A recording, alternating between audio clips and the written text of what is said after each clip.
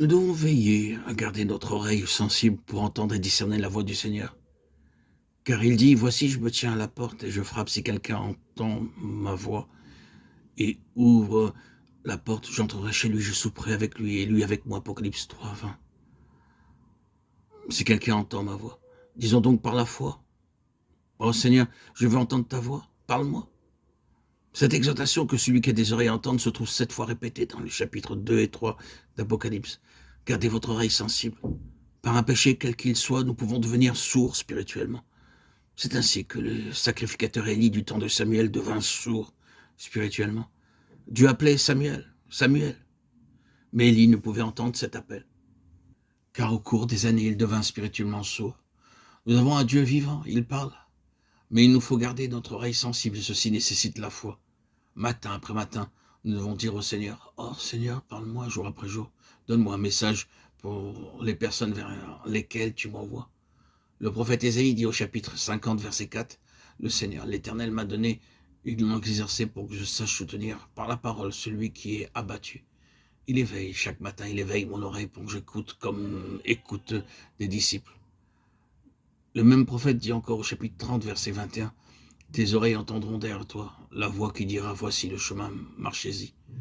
Nous avons besoin d'une foi ferme pour entendre la voix du Seigneur. Élie devint sourd, spirituellement sourd. Nous avons un Dieu vivant, il parle. Et il nous faut garder notre oreille sensible, et ceci nécessite la foi. Matin après matin, nous devons dire au Seigneur, oh Seigneur, parle-moi jour après jour. Donne-moi un message pour les personnes vers lesquelles tu m'envoies.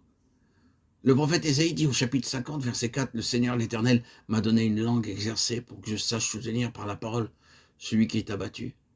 Il éveille chaque matin, il éveille mon oreille pour que j'écoute comme écoute des disciples.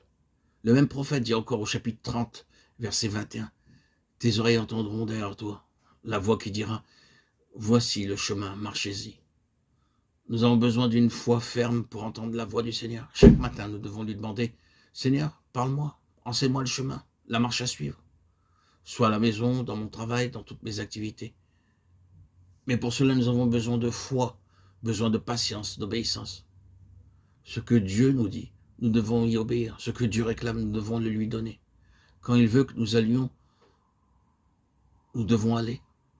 Tout ce qu'il nous dit, nous devons le croire. C'est par ce moyen que nous demeurons en communion avec lui. Je souperai avec lui et lui avec moi. Cette parole nous parle de la communion.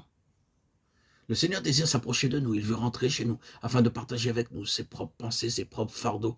Dans cette communion avec le Seigneur, nous sommes fortifiés jour après jour. Dans la première épître de Jean, chapitre 1, verset 3, il est dit « Ce que nous avons vu et entendu, nous vous l'annonçons à vous aussi, afin que vous aussi vous soyez en communion avec nous. » Or, notre communion est avec le Père et avec son Fils, Jésus-Christ. Notre communion est premièrement avec Dieu le Père et avec son Fils, Jésus-Christ.